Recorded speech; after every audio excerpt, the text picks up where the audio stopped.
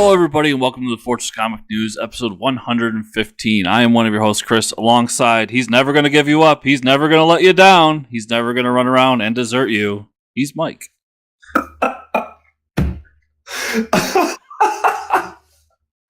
Episode 115, everybody. Chris finally writes down his intros for me. So before we get started, today we have a very special guest, Zack Kaplan, on the show. Writer of 3 awesome stories. We're going to talk about Port of Earth and Eclipse. Port of Earth number 9 goes on sale next week, so go to your local comic book shop or Comixology, pick that up.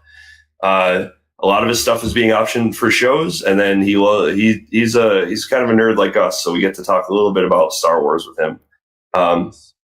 And yeah, so we do have a guest today, so in case you feel like you need to stick around, you know. And a jam-packed show. Yeah, jam-packed show. So we're just going to get to it, because Chris doesn't want to be up all night editing. Maybe he does. I don't know. It's a foregone conclusion at this point, so. It's foregone. All right, so TV news. We're jumping into it. Preacher Season 4 starts August 4th, and it's going to be the last season. Final season. It's kind of a bummer, isn't it? It is a bummer. I mean, but really, where can they go from here, I guess? It's one of those things. Do you really want it to be drawn out anymore? I don't know. It's tough to say because I'm loving it right now, but I don't know, like 5 or 6 seasons. We talk about Walking Dead all the time. Like 5 or 6 seasons, am I still going to be loving it? Like, are they going to start making their own stories again? Yeah, it's tough because with something like Walking Dead where it can reinvent itself partway through, like this really can't. It's about 3 people really, but one person. Right. And it sucks because I really enjoyed the last season a lot, but yeah. I do kind of like the idea of it saying, hey, we're coming out with season 4. This is the last season. This is the swan song. We're done. It's almost like treating it like almost like a movie trilogy or something. I mean, it's going to be 4 seasons, but it's not necessarily a bad thing. Yeah, it's a bummer, but at the same time, I'm kind of happy to see it go out the way it wants to go instead of sticking around for too long. I think Seth, if I'm not mistaken, Seth Rogen he's been working on some other comic book projects too that are coming to like TV. Yeah. I thought he was working on The Boys. I thought we talked about that, but yeah, so he's pretty busy anyways. So if we get more properties because this is ending, I'm not too upset about that. So Lane, is it Lane or Ian? Ian Glenn cast as Batman in Titans season 2, which, yeah, I mean, that's exciting. You're bringing in season. I can't believe they're doing it as soon as season 2, but I mean, I really enjoyed the first season of Titans. I don't know if you haven't watched it yet, right? I watched one episode and I just got involved in other things. I want to go back to it though. Yeah, and the first episode is really strong as a pilot. The season is great. It's just interesting to me they're bringing Batman in so soon. Like, do they really need that many viewers? I feel like there's solid characters without bringing Batman in right away. Yeah, I would be interested to see what the numbers are for DC Universe as a whole. Mm-hmm. But it kind of reeks of we need a big headline around the same time as what we're going to talk about next, which is all the Disney Plus stuff that's going on. Yeah, so it's been a crazy week for Disney. They officially announced the price is going to be $6.99 a month or $70 a year, which is almost, I'm pretty sure it's the same price for DC Universe.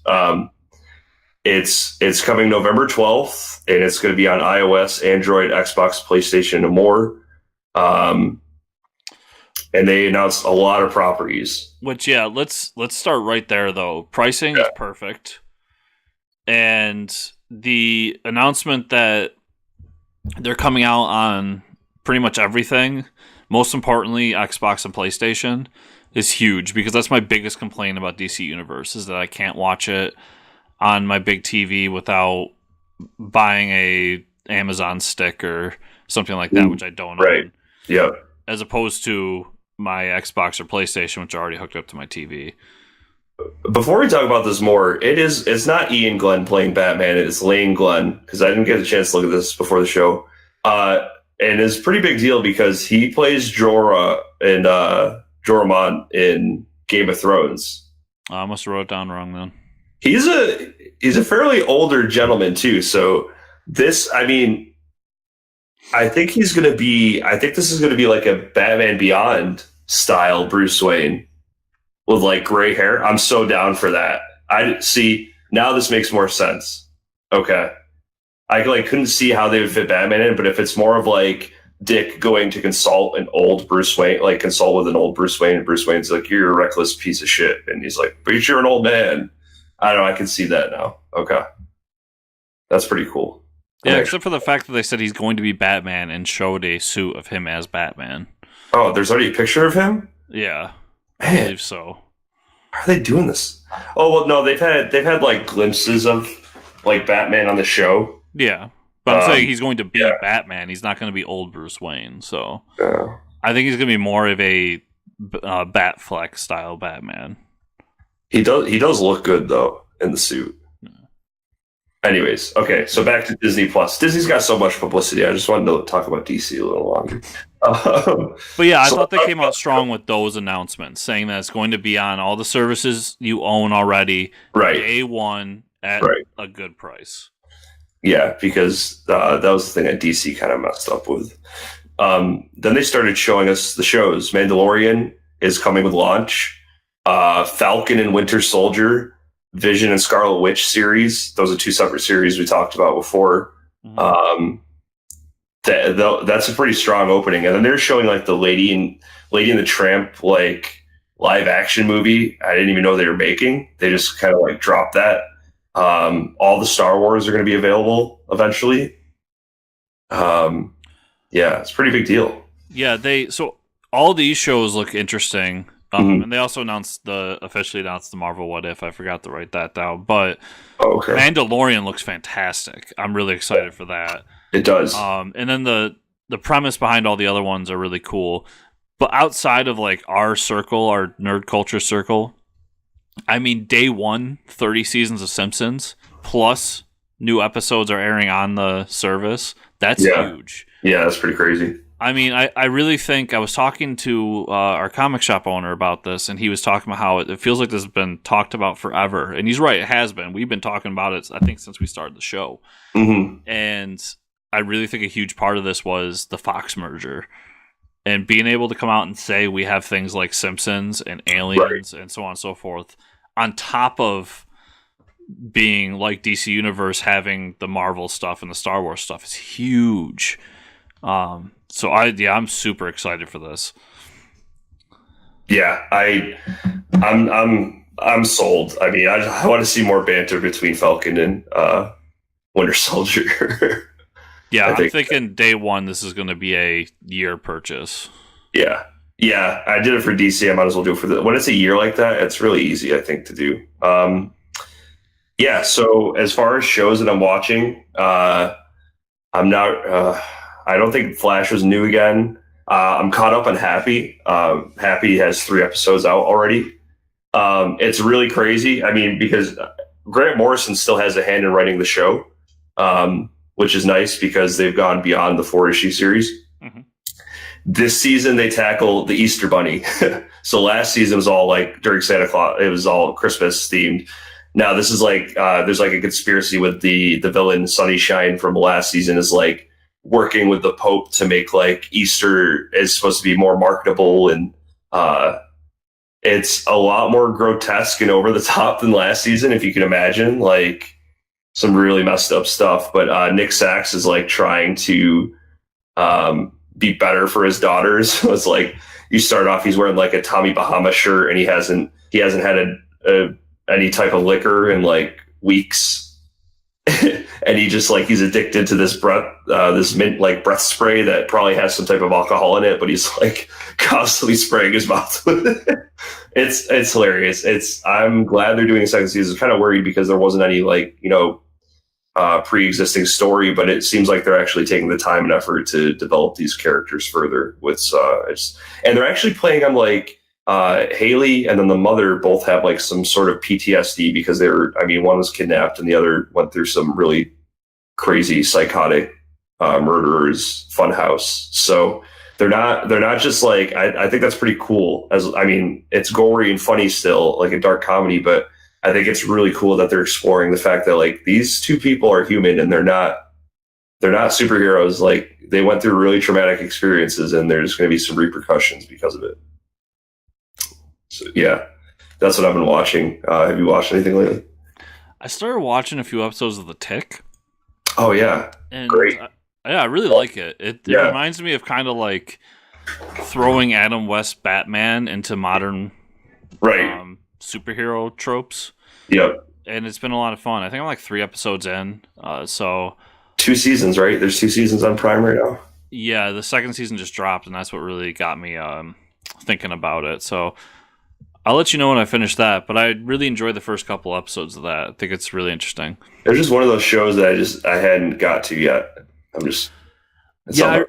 I really I wasn't all that excited about it, and then I was like, oh, somebody told me I would really like it, so I'll check it out. And I played 1 episode, and when the Tick shows up, that's when I got hooked, because he's literally doing an Adam West Batman impression.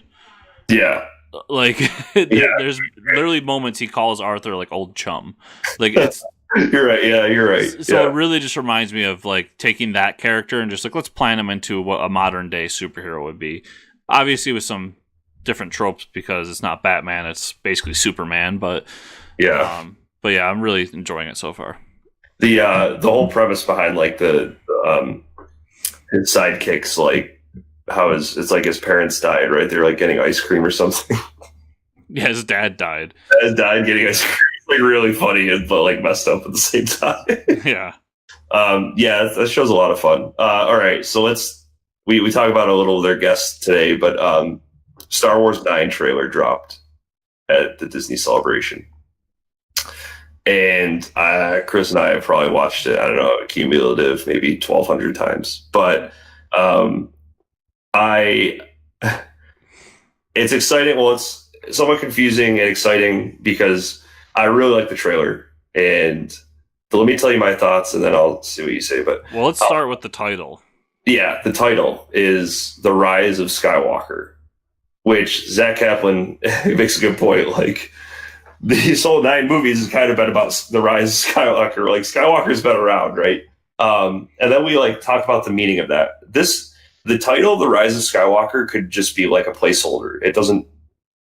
They could just be like, okay, this could just be like I don't know, some type of distraction from the actual title. But if it is the title, I feel like there's 2 routes they could go down. They can make it about Rey being a Skywalker, which I wouldn't like. I think there's like 3 routes. There's like Rey could be a Skywalker, which I don't really like that theory. They could be referring to Ben Solo because technically he's a Skywalker. Correct? How so? He's Princess Leia. Oh, Jesus. Yeah. Come on, dude. Do you need to consult me for Star Wars facts? For some reason, you said Ben Solo, and I heard Ben Kenobi, and I'm just like, yeah, what? Right, yeah. So Ben Solo, he obviously has Han Solo's name, but he's technically part Skywalker. And this is only because the reveal at the end of the trailer, which is like huge, is that Palpatine is back, the Emperor, which I think is awesome. And there's a few reasons I think that's awesome.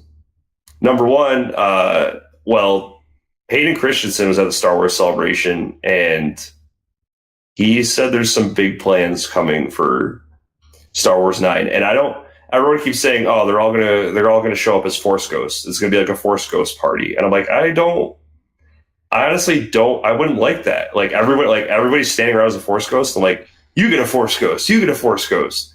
We have not seen the power of like why would you want this unlimited power from the dark side? And we know the Emperor talking about like Darth Plagueis, and I mean there's a bunch of memes about that, but having like I don't know, becoming invincible. We've never seen like how does a Sith Lord come back, right? And it almost seems like, and we never saw him die to begin with. He gets thrown off a ledge, but so does Luke. Luke falls down a ledge without an arm, and he survives. So, but I've been talking about these theories, and some people are just like, "That's crazy." But so Palpatine's been hiding out in the Death Star, right? which I think is kind of funny that they show that in the trailer, because it's like all these like Jedi masters, what do they do with their power? They go into hiding. Like Ben Kenobi is in a desert watching over Luke. And then you have Yoda is just chilling on Dagobah, and it's like Palpatine is just like in some old office, like in the crashed Death Star, like this was my weapon. Like now I live here. It's just funny. That's like you can see the similarities there. They just go to hiding. But what if they clone Anakin to make another? I mean, we know cloning technology is here. I mean, it's in one of the titles, the Clone Wars. What if Palpatine has been trying to make another Anakin, like another Vader? So I'll jump in there. So you jump in there. What do you think? My theories here are: one, Snoke was a failed Palpatine clone. Yep. So we've known from the previous extended universe that there was a Palpatine basically cloned himself and came back a few times, and he's done that through powers of the Dark Force, Darth Plagueis, blah blah blah. Mm-hmm. I think that's the route they're going, and Snoke was the first one that resurrected, and he was a failed one. Now we've got another one that was in the background that didn't fail, and that's the Emperor we're getting today. That's my theory, that Palpatine did die at the end of Return of the Jedi, but now is back through cloning technology. Now, that was the thing that you just said was exactly what I was thinking. The Rise of Skywalker is Palpatine also had a backup plan for Vader. Right. And that was to clone him. And I think that I don't want Rey to be a solo. I said it with Zach in the interview that you guys are going to hear soon, but I like the idea of Rey being nobody and nothing. But let me talk to you about this theory, okay? So Star Wars 1, 2, and 3, and I've been talking about this with the guys in the group chat like all week about theories. So, and this is my own theory. I'm stealing this from someone. But so throughout the episodes 1, 2, and 3, what did Palpatine do? He by using the Force, he almost has Padme, like by the Force itself, he kind of has Anakin be born. Oh, or not Anakin, I'm sorry, Luke and Leia, by like the will of just by like manipulating people through the dark side, right? So what if Rey was almost conceived of the Force, and that's why she has such a pull to the dark side? Like Palpatine was like, I don't know, doing some shit in the background. That the parents don't matter, but it was like the will of the Force, or the manipulation from Sith Lord. I don't know. Who knows? It's some weird divine crap going on there. And then like he realizes, well, she's more of she has a call to the light, so I'm just going to use my Anakin clone to be my new apprentice. See, I was going to say I don't like the idea of her being a Skywalker, but I think she's a Skywalker. Yeah. And by that, I mean, I think she's Rey Solo. Oh, okay. And I think that what happened in episode 8 with Kylo saying, you're nobody or nothing, trying to get him aside, he knows that that's his sister. And right. That's why he has such a connection with her. Yep. So I think we're going to get that. And then, yeah, the Rise of Skywalker it's got to be the Return of Vader, right? I mean, I don't see any other... What other way can you get people excited about the next 3 movies is have like a Vader Kylo Ren team up? And you already know Kylo Ren is so like obsessed with his grandfather that he would like it's totally within the realm of the story that he would be helping out Palpatine if it was just if it was to bring his grandfather back. Well, see, I feel that if this happens, if they bring back Vader, mm-hmm. and a clone of Vader is brought up and he's blah, blah, blah, blah, that Kylo is going to see this as an atrocity of the Force, mm-hmm. and end up teaming up with Rey to defeat the Emperor. Yeah, because like, what if the Emperor is like, yeah, Kylo, you suck. You basically, because he killed Palpatine's clone. So what if like early on in the movie they team up like that? Okay, so the trailer starts off with that awesome shot of like Rey and Kylo. We assume Kylo's in the speeder. They don't show him like fighting each other. So what if like they team up because Palpatine's like, well, you're a little brat, so I'm just gonna make a clone of Anakin because you suck. Like nobody will ever be as hateful or like perfect as a villain as Anakin was. So I don't know. I'll do you one better. What if that's Anakin in the speeder? Yeah, right. Because they don't even show it, dude. Because they show the gloves to hint towards Kylo, but if you go back to the prequel trilogy, Anakin wears black gloves like that. So and he even wears a black suit-ish like that. So it's not out of the realm of who he was in those movies. Part of this trailer too is like I talk about in the interview is like JJ bringing all the stuff back that he wanted to use that Rian Johnson kind of got rid of. So like in the trailer, you get a shot of someone, again, the gloves. We don't know if it's Kylo or not, like piecing his mask back together like a puzzle. Like I feel like that was a direct thing at Rian Johnson. Like, hey, this was a cool helmet. I'm bringing this back. You can't take this away from me. Yeah. So quick run through.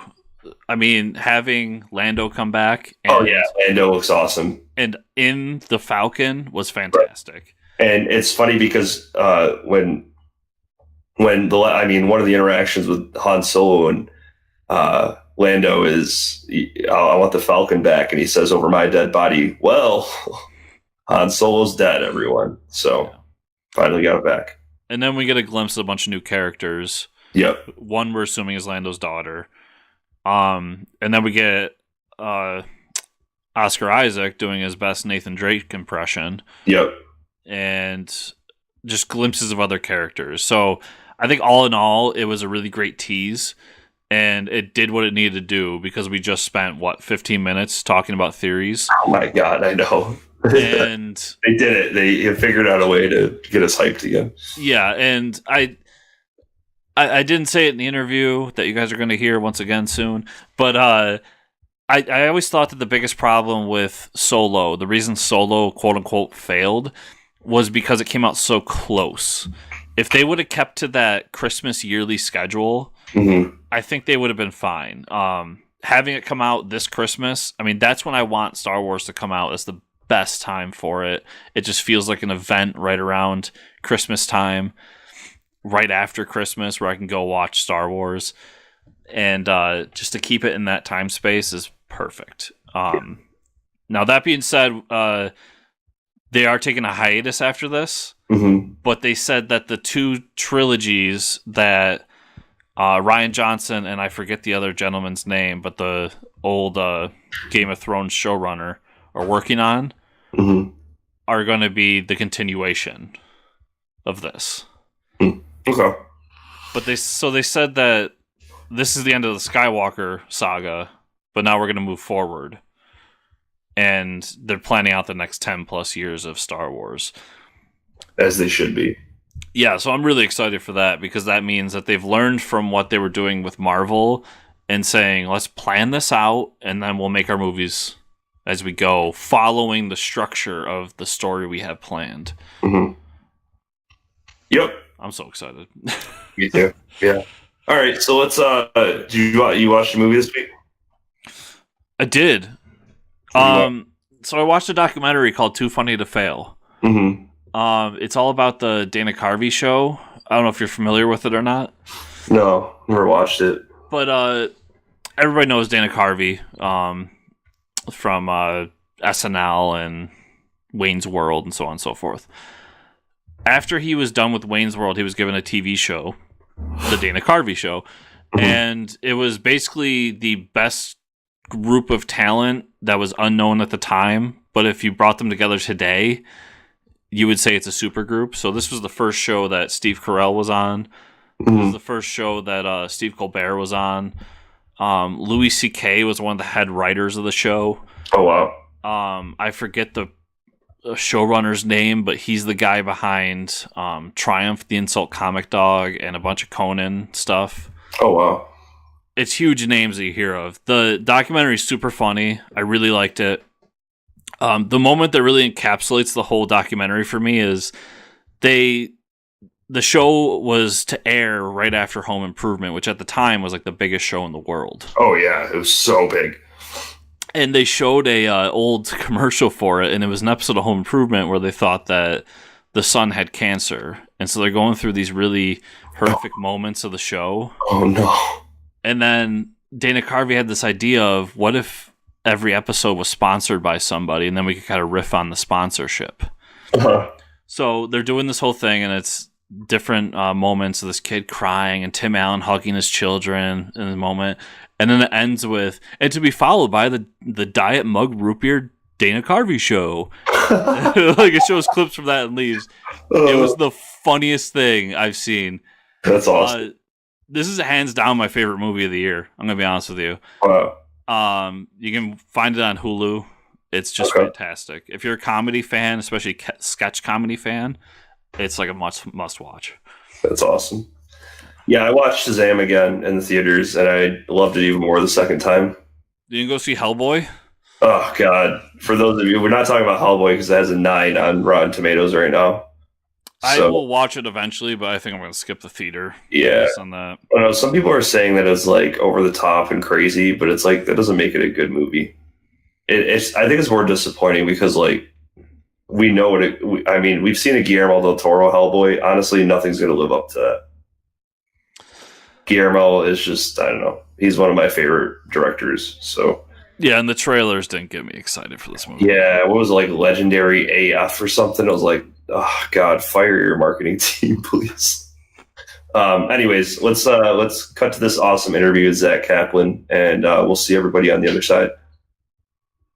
All right, welcome back, everybody. Today we have another very special guest, author of Port of Earth, as well as a couple other awesome comics. Welcome to the show, Zack Kaplan. Hi. What's up, Zack? How you doing? Good. So, I mean, as far as comic book writers go that we've had on here, this is like, you kind of started off like 2016, right? You're fairly new to the game. So, how did it all begin? Yeah. How did I get in? But, I mean, I think like for you, it's like 3 out of 3 though. Are you getting like 3 TV shows from your books right now? That's right.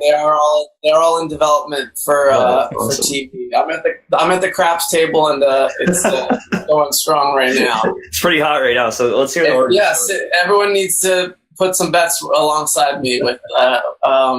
Yeah, it's been pretty crazy. It's been surreal, and it's been a little over 2 years. I pitched for years. I really always wanted to do comics. I grew up reading superhero fanfare and all sorts of just general stuff. And then it wasn't really until about 2002, 2003 that I kind of came back to the genre and really fell in love with Brian K. Vaughan, Warren Ellis, Greg Rucka, all that Vertigo stuff around then. And it was always a dream of mine to do a comic from then on.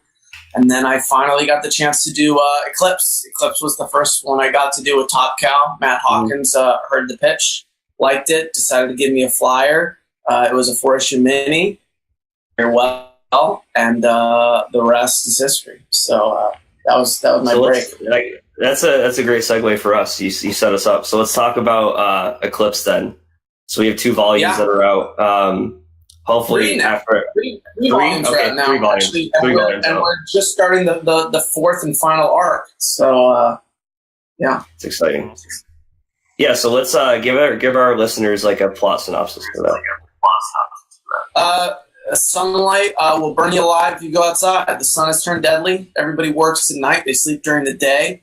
There's a killer going around using sunlight to burn his victims, and it's up to our hero to stop him. And our hero is an ordinary solar engineer who actually works during the day while everyone is sleeping.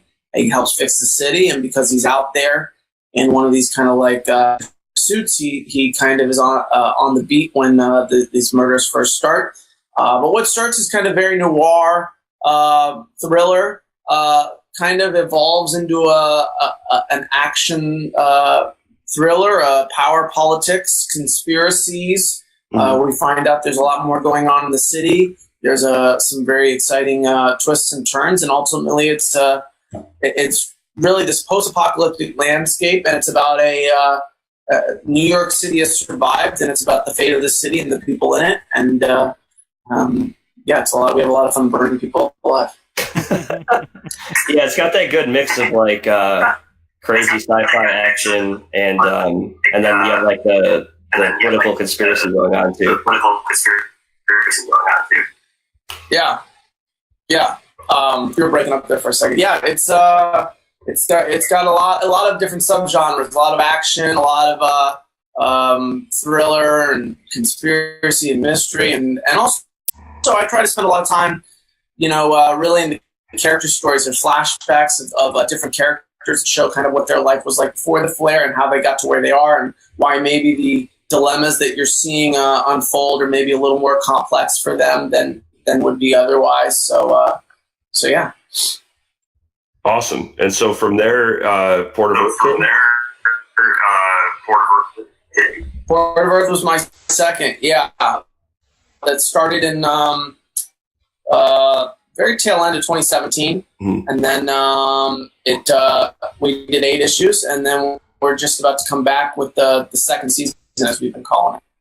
And awesome. Port of Earth, for those of you who aren't familiar, it's what would happen if aliens came not to blow us up like they do in every single movie ever, but came with a business deal. They want to build a port here on Earth. We have a water planet, which is most of the ships run on water, and in exchange, they offer us that technology to turn water into energy, and how can we say no? And it turns out that we don't make a very good deal after all. So it follows the business politics of this port and situation around it, along with the action and thrills of the agents on the ground. There's a Earth Security Agency that's responsible for protecting humans and alien visitors alike. And it's a lot of fun. And how do you end up working with Andrea Muti with that one?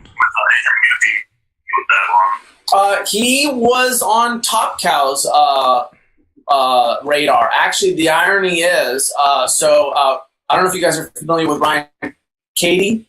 He's another up-and-coming writer. He did Infinite Dark for Top Cow, and he was an editor at a very brief window. And he had a list of several artists that he had been compiling that were on his radar, and one of them was Andrea. And so when I was putting Port of Earth together, he was the one that gave me the list of artists, and Andrea was on that list, and I loved his stuff. It was just very interesting, and it was very like gritty, and it's very emotive, and kind of there's a lot of passion in it, and it reminded me. I always thought of Port of Earth, a lot of it follows these agents on the ground, and I always thought of it kind of as a very like almost like footage following, kind of like if it was the equivalent would be like End of Watch, that Jake Gyllenhaal, Michael Pena movie where like the cameras are following them the whole time. So I thought it'd be really cool to have an artist that had a very kind of frenetic, gritty style, and Andrea had that. The irony is that Ryan had wanted him for himself one day, and then when he got the chance to do his first Top Cow book, he got Andrea to do Infinite Dark for him. So we both have Andrea doing 2 different sci-fi books, very different. But Andrea is an Italian artist, and it was an instant love fest. We had a great time building the whole world out of the aliens going to look like, and what are the ships going to look like, and what's the style, and all this kind of stuff. It's been a blast kind of world building with him. He's awesome. Yeah, Andrew, I got into his work actually through the Rebels book he did. The irony being that I really love his work, and now he's one of my favorite sci-fi artists. But so that book, we're on issue 9 now, correct? Correct. Issue 9 is hits April 17th. Next week, right? Yeah. Yep. So, thanks to you, I was lucky enough to be able to read it early. I absolutely love this issue because not only is it a great continuation of the story, but I think it's one of the better examples of a great jumping on point. How was that in terms of writing? How was the balance there for you in trying to get new people into it and catch them up on the story while at the same time not frustrating people and continuing the story forward? Well, I think there's a lot of advantages I have with this issue that allow me to make it a good jumping in point. One is I have this framework setting up the whole series, which are these, there's an interview going on at the beginning between very typical kind of CNN type of anchor and then the particular guest for this new arc is actually an alien representative from the group, the consortium group of aliens that we've made this deal with.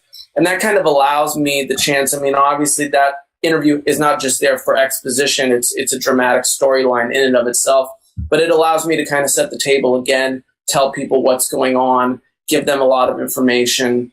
And then we have some time elapsed between the last 8 issues. So if you've read the last 8 issues of Port of Earth and you loved it, what's happened, there's been a break for the characters as well. And so having the characters come back into the story, you're kind of picking up new events and new things have happened. And so, I don't know, that reset kind of gives me a chance to just say, well, here's these characters, here's what they're focused on. And you can spend time later on in the story kind of figuring out where they are, where their emotions are, what happened to them, what's going on, what's the character dilemmas at hand. But here's the table. So yeah, I'm glad to hear that. Thanks so much. I'm glad you liked it, and I'm glad to hear that you thought it was a good jumping in point. That was obviously one of my goals. And then with this book, and obviously all of the books you write now are turning into shows, but how does it feel to get that notice that somebody wants to turn your comic book into a TV show or movie or whatever? It's surreal. It's surreal. I can't conceive of it. You know, I'm just waiting to see if it'll happen. I mean, they're all in development. There's a chance nothing could happen, but there's a chance that it could happen with one of them or more. And I can't really wrap my head around it.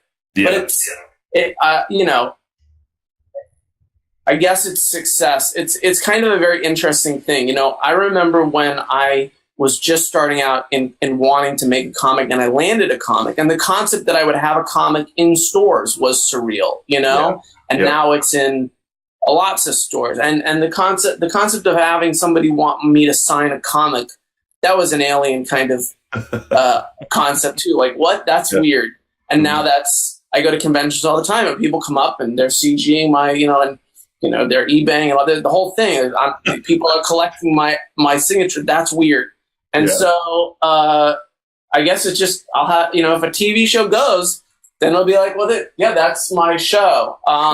You just kind of, you're always climbing the mountain, and it always feels flat wherever you're standing, no matter how high or low you go. You know, I'm sure Rick Remender is out there telling someone that he just has Deadly Class on, and they're like, what's that? I don't watch that. I watch Netflix. Right. I watch Umbrella Academy. What's Deadly Class again? Yeah. And he's like, okay, so I guess, I guess I still have more to go. Sorry, I didn't get there for you. But, everyone is always climbing. So I don't know. I can't really wrap my head around it. It's a really surreal thing. And I guess if it goes, I mean, Port of Earth is the furthest along.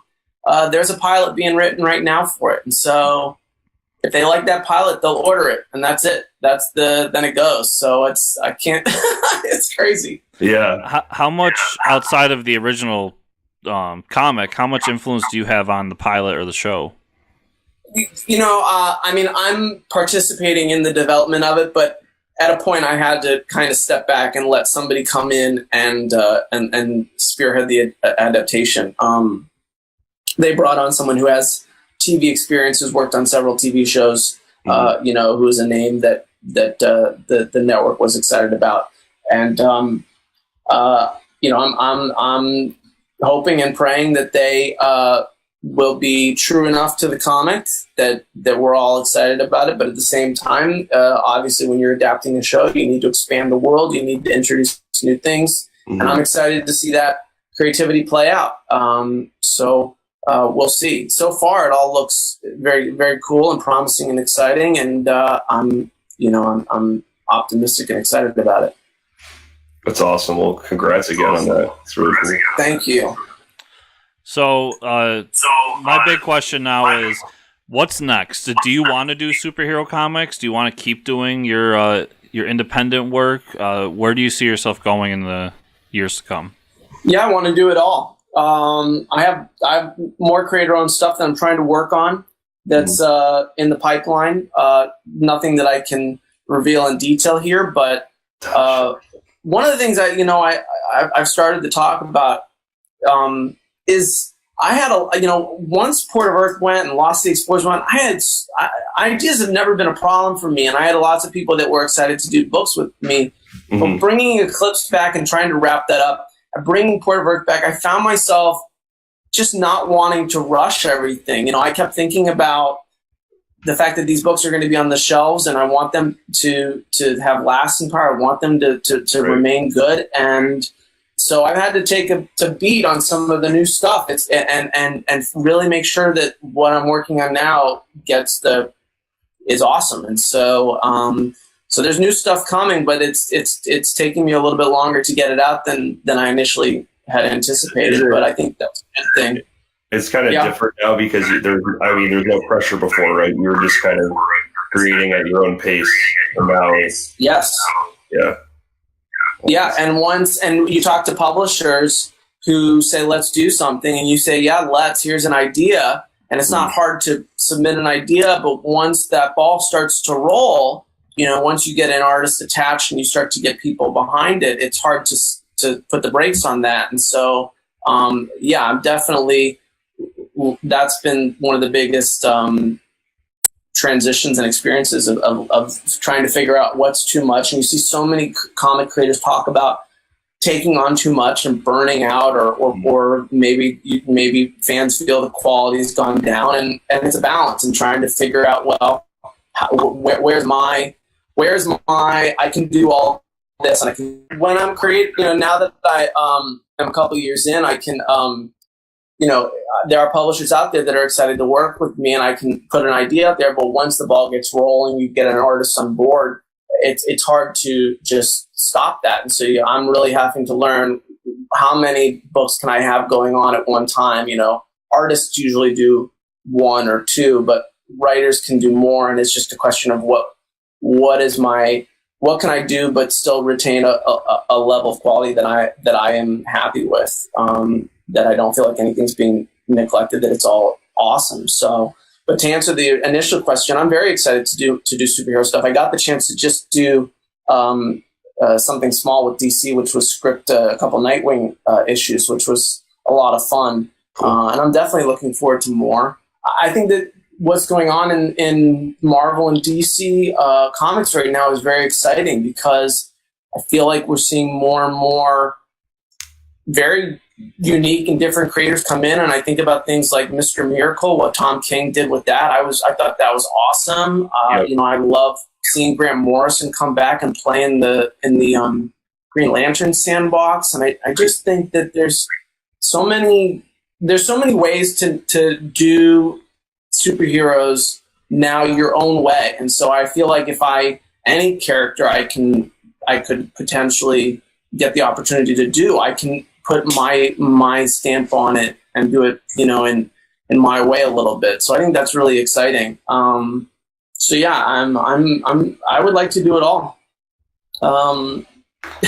Do you have a character, like if Marvel or DC came to you, what would be a character, like maybe top 3 characters you'd want to write?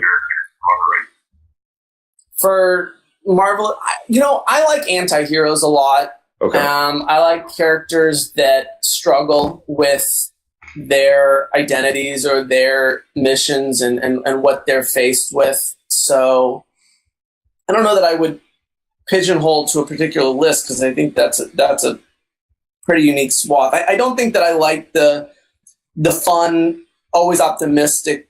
I like to put characters through the ringer and explore that kind of human condition. I think that can happen with an anti-hero. It can happen with someone who is, like a Captain America, or someone who is laden with a lot of responsibility, and then they get tested. I think there's lots of interesting characters. And the other thing I like to do is explore world building and modern themes. And I think that there's a lot of interesting ways.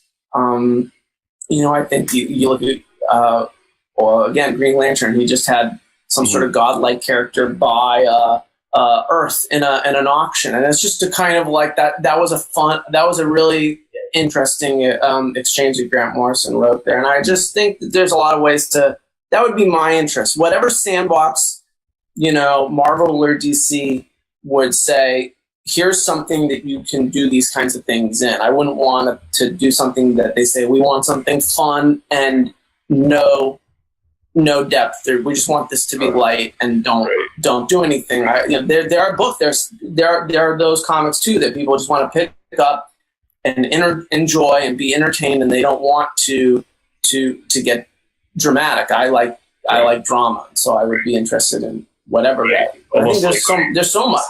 Yeah, I agree. It's almost like when you pick up a Grant Morrison book, you're going to get into some like heavy thoughts and world building. It's like when they pick up your book, you want to have a sense of writing that comes with that too, not just I'm starting to develop a style. If you look at Eclipse, Port of Earth, and Lost Sea Explorers, and I think at the end of the day, they're all not just fun and entertaining and world building. I'm all trying to make my readers think in some way. I don't think that I have any. I'm sure that there's some morals there, but I'm not trying to preach. I mean, especially Port of Earth. To get back to it, I don't know. What would I do in terms of the deal and what's the right way and wrong way? I just am trying to say I think that there's a lot of complexity here, and it's fun to think about. It's fun to think about how humans might handle these types of situations, and I'm sure by the end of it, some overarching moral or theme will rise to the surface a little bit. But I would rather just pose interesting questions to readers as they're being entertained, and then let them think about it. So, awesome. Yeah.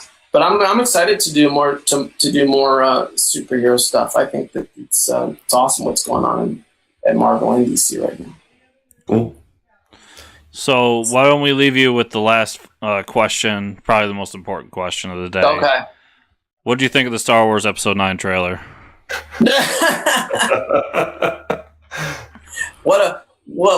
Oh man. I wish we could do this after Game of Thrones premiered, because I'd much rather talk about that one. We'll have you back on. We could do part 2. Okay. We'll schedule it right after this. First off, let me say this. I think it's really disappointing that Star Wars has become such a polarized thing to discuss. I don't really understand that. I guess that there are lovers and haters, and all of this animosity and friction has caused people to feel like they have to either completely defend the whole institution or they have to completely hate on the whole thing. I grew up loving Star Wars. I love the first 3 to death. I love the world of it. Obviously, episode 1 through 3, we can all recognize that was some interesting storytelling going on there. I like some of the things that have been happening in the new episodes, but they don't fire on all cylinders like the originals did for me. I'm finding myself entertained, but I didn't go see Solo in the theater.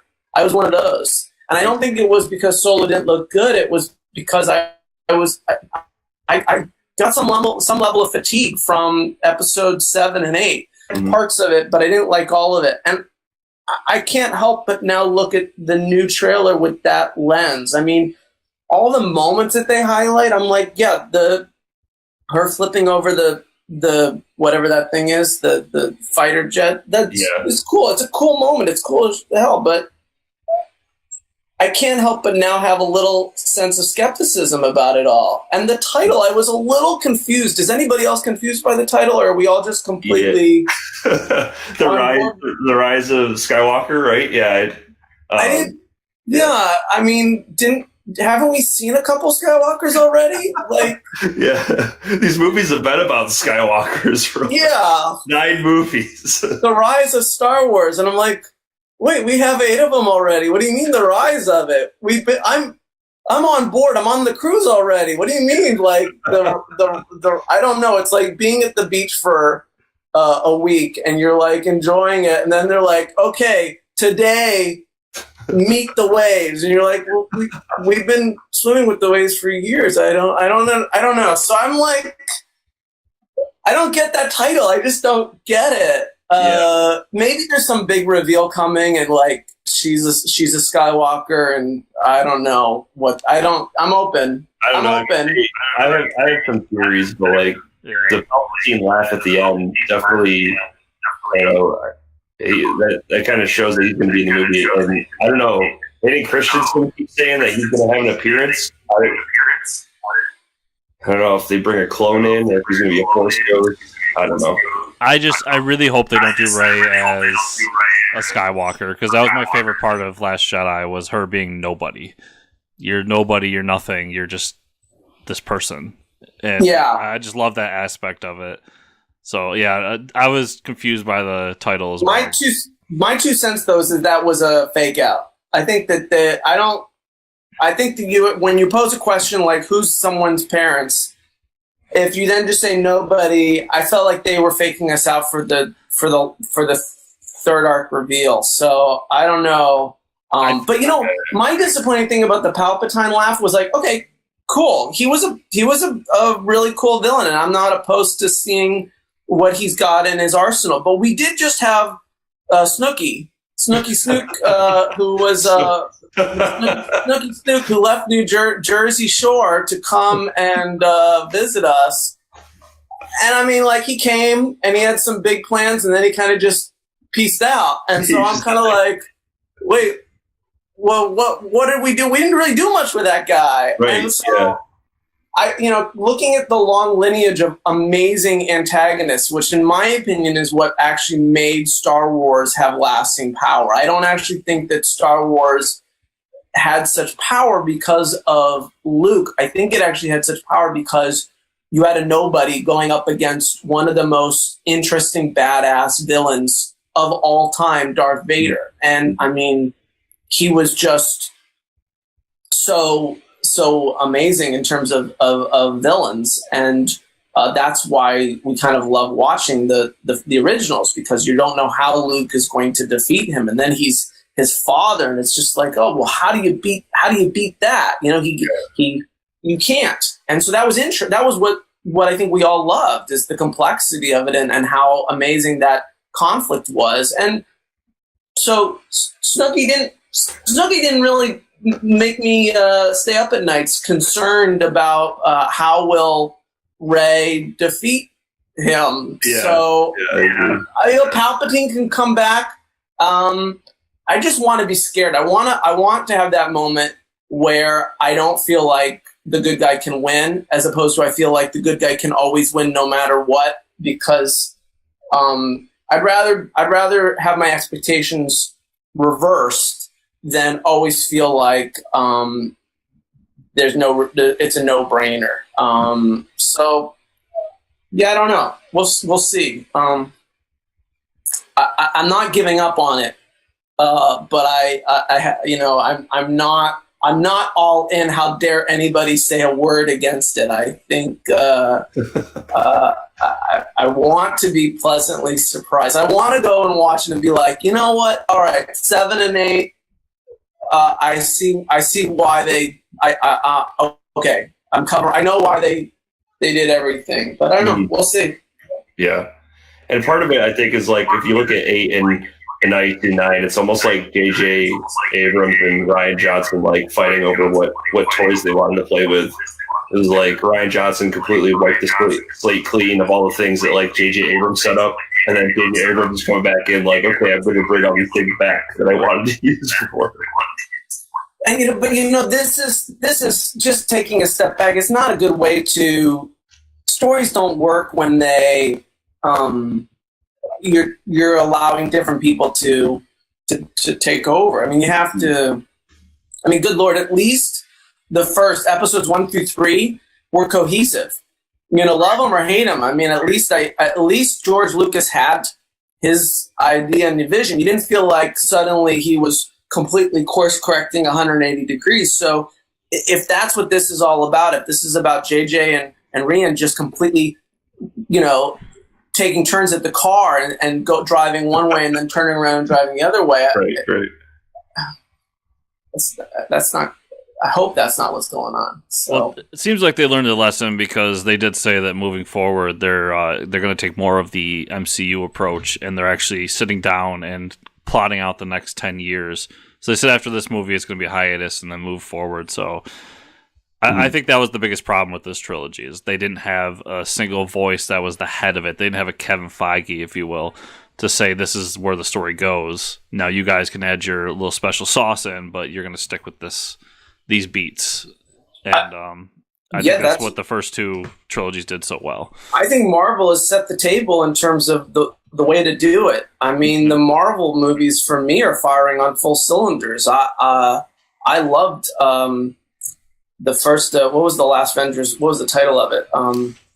Infinity War. Yeah, and I'm ready to go. I mean, I'm ready to go for Endgame. I mean, sign me up. I've been digging it. I mean, some of the standalones are not all A pluses. Some of them are Bs or so. But just the whole, what I appreciate the thought that they put into all the movies kind of coalescing. So if Star Wars does that, I think that would be a good recipe for them for sure. So everybody, with that, make sure to go to your comic shops this Wednesday to pick up Port of Earth number 9. And if you haven't read 1 through 8, pick up the trades of those as well. It's a great book.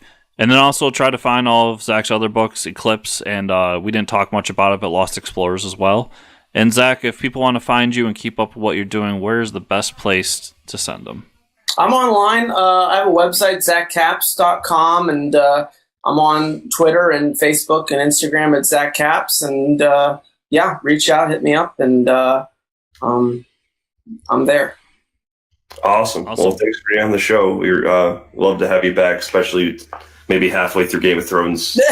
Yeah. We'll start talking about that too. Yeah. And welcome back, everybody. Hey, welcome back. Great interview. Honestly, you could probably talk more with him, so we'll have to have him back on.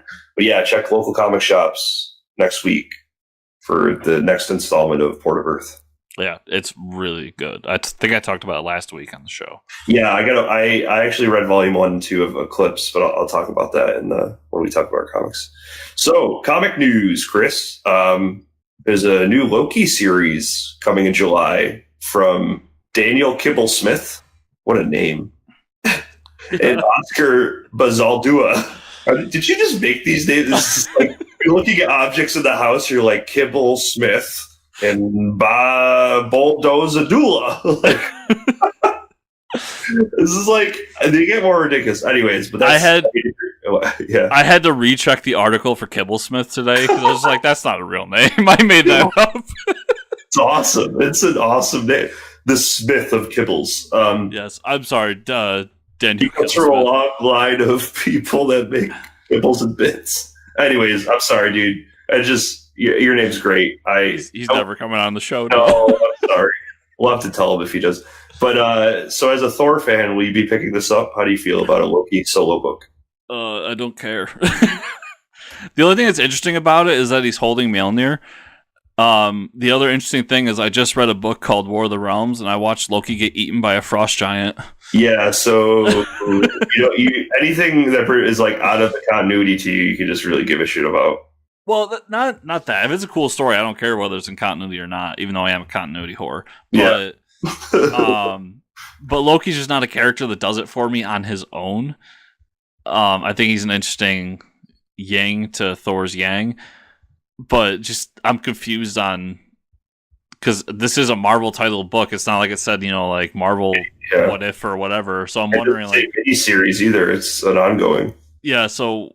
When does this take place? And if it takes place in current continuity, then I want the story of how Loki survives the intestinal tract of a frost giant. They do like half of him is hanging out of the thing's mouth. So they do like the Mr. Hand episode of South Park where he's like I want that. So yeah.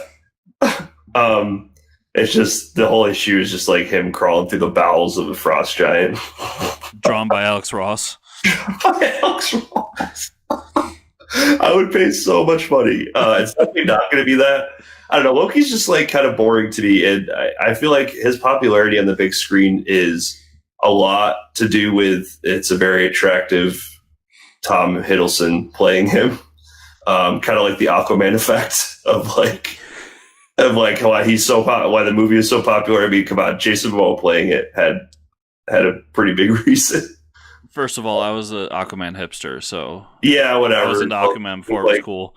There's like two of you, but yeah, Loki's had stuff before, so he's always been a character that's had his own solo thing. But it's like what's the one I always bring up? Black Widow is the one I always bring up. I'm just like, I like her as a part of the Avengers, but I'm not so sure about her on her own. That's how I feel about Loki. I like Loki as a bad guy, but I don't know if I like Loki in his own solo book. So there's people that strongly disagree with me, and I know a few of them who will buy everything Loki all the time. So good. That's good for them, and I hope it is good. So yeah, that's who that book's being made for. 5-issue miniseries called Punisher Kill Crew is coming in July from Jerry Dugan, and the art is by Juan Ferriara.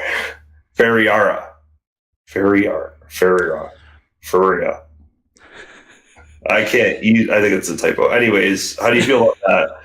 Kill Crew. Is there a reason the crew is spelled with a K? Is there some significance? I think it's a Mortal Kombat tie-in. Really? Really? No. Oh. I was about to like put that on my poll list. Could you imagine Punisher versus? Hold on a second. The Punisher versus all of the Mortal Kombat heroes, dude. Oh my god! I've never wanted something so bad until now. Where's that book? I might try it out because I like Jerry Dugan. Yeah, he's a good writer. And I also really like the cover because it has a Punisher with 2 machine guns wearing the Elder Scrolls Skyrim 5 Elder Scrolls 5 Skyrim helmet from the cover.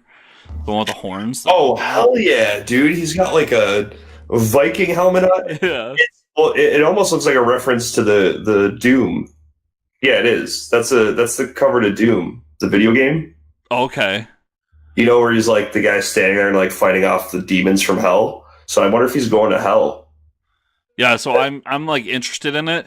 I think we talked about it with I know I've talked about it in private with Travis, but I think we did in the show as well. I like weird, wacky Punisher. Yeah, right. So if this is like weird, wacky Punisher, I'm all in. If it takes itself too seriously, then I might drop off, but we'll see. I do like Jerry Duggan's work though. Mm-hmm. Yeah, I mean, dude, I might actually pick this up. I love the reference to Doom, like, and I don't know, him fighting hordes of demons. Like, yeah, I'm on board for that. Yeah, so Invisible Woman a 5-issue series is coming from Mark Waid and artist Mattia De Luis in July. Hold up a second. Mark Waid writing Invisible Woman? What? This is awesome. Why is this? It's like whenever Mark Waid goes on a book, it's like it's sometimes it's the most like obscure shit. Like when he went on Archie, but you're like, this could work. You know what I mean? Like I'm going to totally read this because it's Mark Waid. So I did a little research on this. I couldn't find a single time when Invisible Woman had her own book. Oh. So this could be the first time. Don't quote me on that. I'm sure there's Fantastic Four. Right. Well, she's always been know better than me. She's always been like the Reed Richards sidekick, is why. Yeah. Unfortunately, I mean that's just how it is, right? For me, I've never been a big. I mean, I try Fantastic Four. I do. Yeah. It always falls flat for me. So. Yeah, I love the Fantastic Four because there's nothing like that in DC. Yeah. So well, there's Terrifics. But. Well, you know what I mean, like the Terrific. Yeah. I mean, yeah. No, that's a joke, but I'll wait to see what people say about this before I commit to buying it because it has the Mark Waid factor for me, but it's not like as much as I do like Mark Waid, it's not like Mark Waid's a given like he used to be, for me at least. He wrote a good Archie book. He did. He also wrote Archie 1942, which was fantastic story as well. I'm not saying he doesn't have it in him. I'm just saying his stuff isn't as given as it was at one time. And I can imagine the rest of the Fantastic Four won't be in that book. No, but maybe it's about like a week when Reed Richards goes on vacation and she has to lead the team or something. Anyways, okay, so the last piece of Marvel news is Ecstatic return. X Static. That's the letter X, Static. Return for a giant size Ecstatic issue from the original creative team, Peter Milligan and artist Mike Allred. I've never read Ecstatic. I don't know if you've ever read Ecstatic, but are you ecstatic about it? I have read Ecstatic, and I fucking love Ecstatic. Really? Oh, is he basically Static Shock? Like, who is this hero? It is a X-Men team. Oh, okay. Well, now the play on X makes a lot more sense. Who's on this team? So, this is the team that originally had Dupe in it. Oh. Now I understand. The main premise of this team is that they were the first reality show superhero team. Mm-hmm. So Dupe was their cameraman, and they were a mutant-based team that went out, and hilarity ensued. But the big thing here is that, and I'm sure the listeners know by now, I love Mike Allred. Yeah. So when he does something, I'm all for it. I love Ecstatic so much. So to bring it back, it's one issue. This is all part of the Marvel 80th Anniversary Initiative. Bringing back Marvels, bringing back this, and I'm sure more is coming as the year goes on. But I'm super excited. Yeah, that's pretty cool. It's a lot more interesting than I thought it was going to be. A lot of stuff from DC too. Oh, by the way, to anyone out there, Mike, you included, if you have Comixology Unlimited, Ecstatic is free to read. Oh, nice. So DC shoving things down your throat, trying to get that Young Animals imprint to work. I feel like this is what they wanted originally. So we'll just say there's a new Doom Patrol coming from Gerard Way again, right? Mm-hmm. So I'm guessing it's a continuation of what the stories he already did. That's what I was reading. Yeah. Yeah. And, Collapser by Mikey Way, which must be related to Gerard Way. And Sean Simon on that book, and then Far Sector from N.K. Jemisin, who's working on New Green Lantern. Yeah, so the only thing that interests me there is that there's a new Green Lantern coming. Yeah. Is Young Animals in continuity? I don't know. This is all very strange. I mean, Gerard Way's getting a lot of publicity lately, and I don't know if this book is... I don't know if this Doom Patrol is coming back because of that or because of the popularity of the show on DC Universe. I don't know, because that was a book I wanted to read, and then it coming to DC Universe, the app, not just the show, but the comic. I was excited to read it, but then my usual bitch about DC Universe, I can't get the app on my tablet. So it's available on Amazon, but not on the Amazon tablets. Makes sense of that for me. So I don't like reading things on my phone. It's really tough to I'm an old man. But I want to try it out because I like Doom Patrol, and I tried Umbrella Academy, and I was like, I'll hate this book because Gerard Way, and I absolutely love that book. So, I mean, I hold judgment until I can actually read it. But the other book, The Collapser, there was no discussion of what that book is, and I don't know where these books stand in terms of the overall DC arc. I'm not sure. It's weird. DC has all these different imprints, and I'm not sure where they stand in continuity. And I'm not saying continuity is everything. We've said it a few times now, but as somebody who enjoys continuity and wants to know how the books affect other things, I would like to know if these books are actually affecting things in the overall universe. Yeah. I guess we'll find out. Well, indeed. Cullen Bunn, this is independent stuff. Cullen Bunn and Fran Gallen announced a new series from Aftershock called Knights Templar. Sold. That's all I needed to hear. Yeah, man. Yeah, I'm in.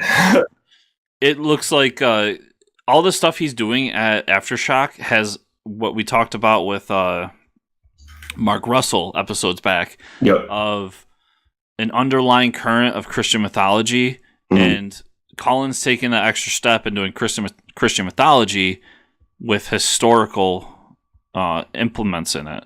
So, Dark Arc aside, his books have been stories of like twisted stories of events that may or may not have happened in the past, but are kind of based in history with a Christian theology bend, and I have fucking loved every single one of them. So good. I'm excited for this. All right, let's talk about some of the books you read this week. Comics. I'm going to start off with Eclipse volumes 1 and 2 because we had the fabulous guest Zack Kaplan on the show today. I caught up on Eclipse volume 1 and 2, and there's 3 volumes.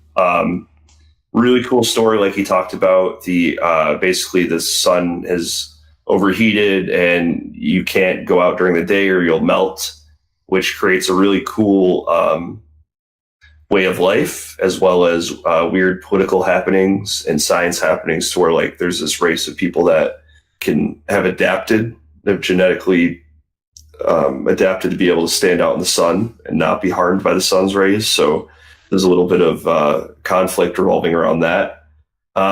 It's a really cool story, and I'll probably read volume 3. That's all I could read this weekend. Really good stuff. He does a lot of really good world building, and it's very interesting to see the city life at night and stuff like that. Superman number 10. Did you read that? I did. You want to talk a little bit about it? We get the interaction with Superboy and Superwoman, aka Lois Lane of Earth 3, the crime syndicate. Yeah, and we get kind of an explanation of what happened with the whole time jump for John and where he stands. Yep. And also what happened with his grandfather. So there's a lot going on in this issue. Mm-hmm. I liked how they implemented Ultraman and Superwoman into how Jonathan felt about his parents, and how it was like, some people have problems with their parents, or their how they grew up, and he was like, I didn't even want to punch them because I don't have any ill will towards you. I had nothing to get out. I just wanted to get away. I really like that dynamic. And then I liked how it tied all back together to the overall story with, I forget the villain's name at this point, but him coming back and attacking Jor-El and John, and that being the impetus to John getting back to Earth, and now Superman and John have to go find him. Yeah, they got to go figure out where he is. And then the little tidbit of like, before they go, Lois being like, I'll take care of Leviathan, don't worry. Yeah. just to add in that little bit of like, I know this is going on too, but yeah, but we want to do something fun. Yeah. Yeah, it was a good issue. Murder Falcon number 7, dude. Oh my! Someone wrote this issue for me, man. So, have you been reading this? I haven't. Have you read it? No. Oh, dude. So, the last issue of Murder Falcon, Jake and his familiar Murder Falcon were injured, and they have this plan. They were met by this other metal like guy from the Netherlands or somewhere who also has a familiar, and he's like, okay, we're gonna go to Japan because there's like a resistance in Japan, dude. So they meet up with all of these like orchestra players that all have like special instruments like they wield for their monsters, and they've developed like an army because there's like a US presence, like a US base army presence in Japan, and they realize the only way to fight off these like kaiju monsters is with music, those special musical instruments. So like they have to go there because one of the masters of assembling instruments is there to fix Jake's broken guitar because he's injured and also his guitar is broken, so he can't summon Murder Falcon. There's this really cool story. Like he was injured by the Great Evil, and like he's like in a coma right now, and the Great Evil's trying to bring him back to the days when he had cancer and trying to like break his will, like nobody cares about you. And he's like, actually, I know tons of people care about me. So there's this awesome like internal struggle going on while the big monster shows up to Japan and Murder Falcon isn't awake yet to defend it. So they assemble like the whole orchestra, dude. They show up like on tanks and everything, wielding like, I don't know, like cellos and violins. And what is it like? What someone loves me, man. They assemble like when they play all the instruments together. It summons a giant samurai, like giant mecha samurai dude, and he just like goes to town on this monster. So while they're fighting, the samurai gets destroyed because he's not strong enough. Well, just like all the timing happens perfectly because of the comic book. But then Murder Falcon wakes back up and he grabs the samurai sword, the giant samurai sword that's like on the ground. And he just friggin' just cuts this monster up, and it's awesome. And Jake at the end, he has like long blonde hair. He's like, we're gonna take the fight to them, and he rips his hair off, and he's actually been wearing a wig for like the past 5 issues, which is a very powerful moment because he's like finally embracing the fact that he was a very weak person at one time and like almost gave up everything when he had cancer. So it was like a really powerful moment. And I was like, this book is fucking amazing. It's amazing, dude. Giant samurais. Metal. Anyways, one day I'll check it out. Yeah, I really liked it. The new Batman issue came out, and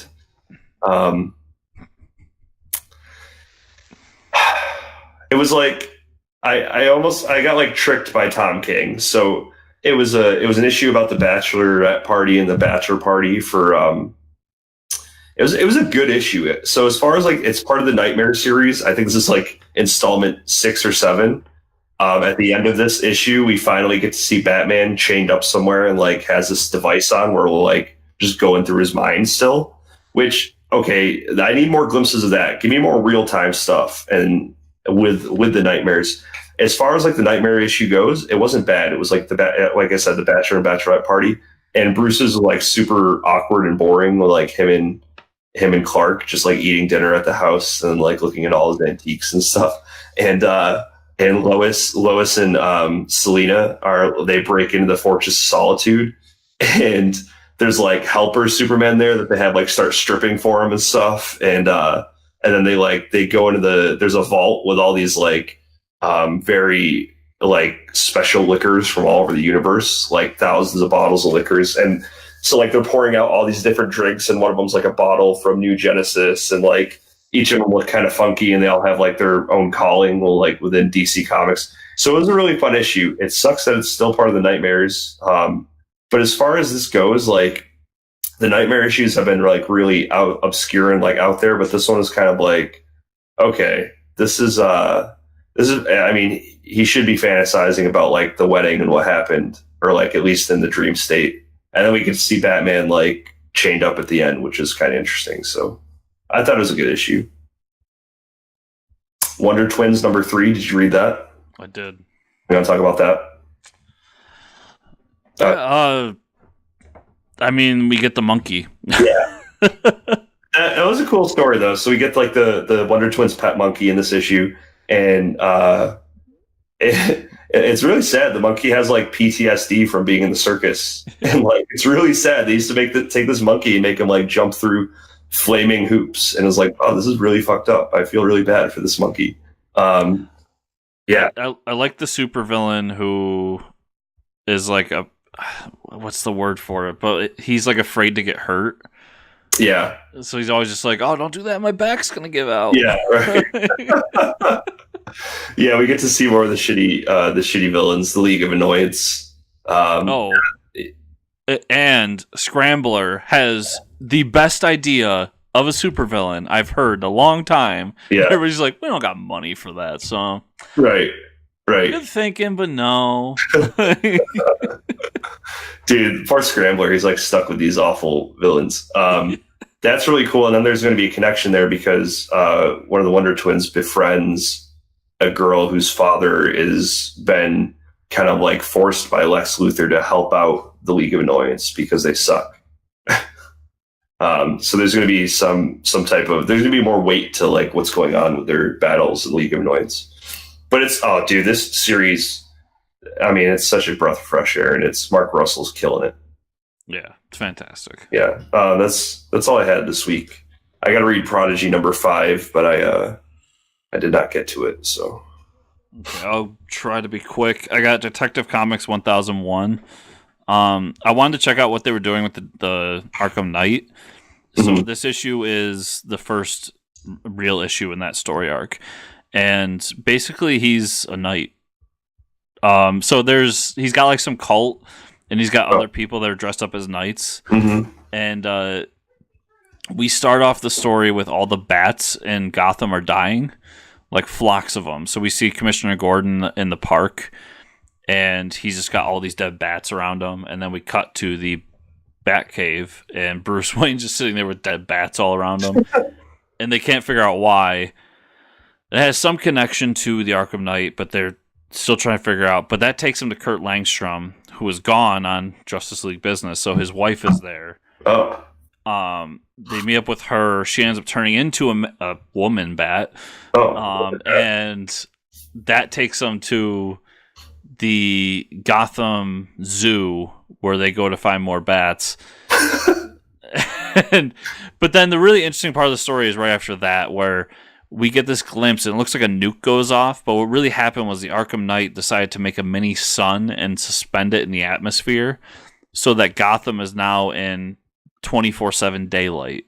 So there's no darkness for Batman to hide in. And it sounds corny, but it's really cool because it's Batman trying to fight in the light and against these knights who he can't figure out how their weapons they look like something from the medieval times, but they're able to penetrate his armor, and they actually end up defeating him. In the last panel, spoilers, is the Arkham Knight holding Batman down with a sword to his neck.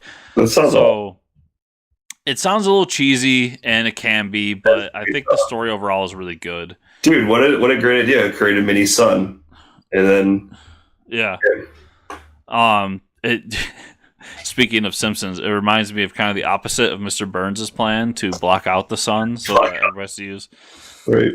And then I read Fair Lady #1. This is a new Image book. Wasn't really for me, but it was well done. It was kind of a almost saga-ish book without the sci-fi elements, and it's about these two people who are in a fairyland or fantasy style setting, and they're detectives. And the whole thing is that there's plenty of fair men who are detectives, but this is the only fair lady in all the land. Like I said, it wasn't for me, but it was still a well done book, and I did like the art on it. Star Wars Age of Rebellion, Grand Moff Tarkin. So this book was all about Grand Moff Tarkin during episode 4 of Star Wars. So he destroys Alderaan, and first we get a glimpse of right before that when they're practicing, and him telling all the gunners that are manning the different parts of the ship's laser that they're basically all screw-ups, and that if they don't do their job, they should leave and go to labor camps. And that's a setup for the moment when Alderaan is being blown up, and he has put sensors in all the different gunners, and he realizes that they all hesitated right before, and that's not acceptable for Tarkin. So this really shows Tarkin for the tyrant he is, because he then sends them all into a airlock and shoots them out into space and just sits there and laughs. That's awesome. I love these one-shots they're doing. It started with all prequel stuff, but now we're into Age of Rebellion, which is the original trilogy. And they're great little character pieces of the different characters. So if there's a character you really like in Star Wars, there's probably a one-shot right now out about them. And they're just great one-shot stories that are in and done in 20 pages. But this one in particular is really good. Oblivion Song 14 was good. We're into the 4 years in the future, and something is mutated on Oblivion, and it's human-like. So we're trying to figure out what's going on there. Sorry, I got a lot of books, so I want to get to the ones that I really liked. But Batman Who Laughs #4. This book got really good all of a sudden. Oh, wow. So Batman has taken the serum that turns the Batman who laughs into the Batman who laughs, and he's trying to fight it. But there's a great moment in here because he does it because it gives him a sense through the dark multiverse of things that the Batman who laughs can see. Mm-hmm. And there's a great moment where he meets up with Joker, and they have this back and forth of like who's gonna win in the end. And Joker says like, "But do you want to know the dirty secret? Is I hope none of us win, neither of us win, because I want us to keep doing this forever." And it's just kind of that moment of forever. The Joker's a bad guy, but the Joker's really that kind of. He wants to play with Batman all the time. He's got nothing to do. Like if Batman, like what else is he gonna do with his life? But that's his contingency plan. As he says, if I go over the hump, that you need to take care of me, because the Joker hates the Batman who laughs more than Batman does. Right. Because he thinks it's a bastardization of what Batman is, and he says, if I go over that line, you need to take me out. But yeah, really good issue. Check that one out. We talked about Superman. Invaders #4 was a little disappointing. It was about how Namor got to where he is and how Professor Xavier was a part of that. I was hoping it would be a little more involved, but it really was just a traumatic experience. And Xavier does what he always does and fucks up. And says, I'm going to suppress this, and it doesn't work. So it was a little disappointing. I was hoping for more, but it sets us up for a good place in the next issue. And then Web of Venom, Cult of Carnage, which was actually a Frank Terrier book, but goes into the Donny Cates stuff.